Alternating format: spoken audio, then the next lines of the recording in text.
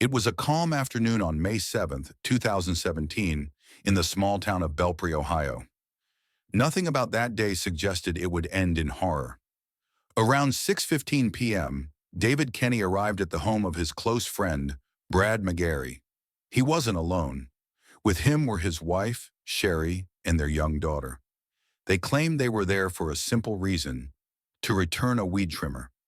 But the moment they pulled into the driveway, something felt wrong. Brad's car was parked outside, yet no one answered the front door. David walked around to the back of the house and noticed the service door was slightly open. Inside, the home was in disarray. Drawers were open, items were scattered. Sherry called out Brad's name, but the house answered back with silence. Concern quickly turned into fear. David decided to check the basement. Moments later, a scream shattered the quiet. Brad McGarry was lying face down on the basement floor, surrounded by a pool of blood. He had been shot. Sherry rushed downstairs, froze in shock, and immediately called 911. When police arrived, they found David and Sherry visibly shaken. They explained that Brad wasn't just a friend, he was family. Brad had trained alongside David as a coal miner years earlier. Despite coming from very different backgrounds, the two men had become inseparable. Brad was openly gay in a conservative town, something that had brought him challenges throughout his life. But among friends, he was deeply loved. David's children even called him Uncle Brad. Investigators began examining the scene. Brad had been shot in the head. At first, officers briefly considered suicide, until they realized something crucial. There was no weapon. When the body was turned over, no gun was found beneath him. That theory was immediately discarded.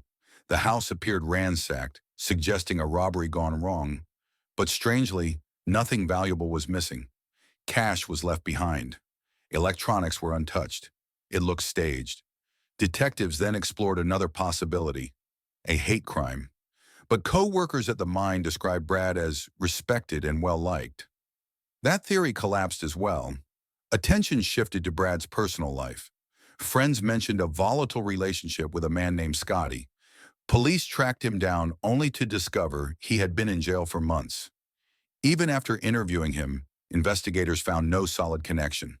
The case stalled until 2 days later. A family member revealed something shocking. On the day of his death, Brad had mentioned he was expecting a visitor, a man he referred to as DJ, someone married, someone who hadn't come out to his wife, someone Brad had been secretly involved with for years. Eventually, under pressure, the truth came out. DJ was David, the same man who found the body.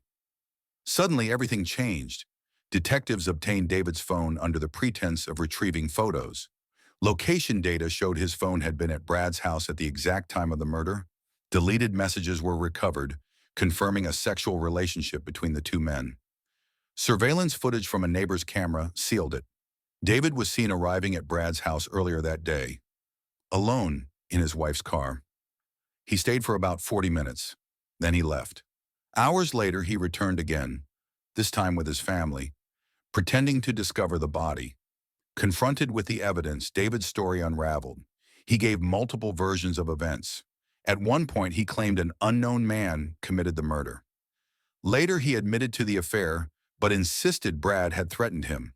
Finally, David claimed self-defense. He said Brad pulled a gun, they struggled, and the weapon went off. But forensics told a very different story. Brad had been shot twice, both times in the back of the head. There was no scenario where this could be self-defense. David admitted he had disposed of the weapon. It was never found. Before his arrest, police allowed David to speak with Sherry. He confessed to the affair and admitted he couldn't undo what he had done. Sherry was devastated. She had no prior knowledge. She was completely innocent.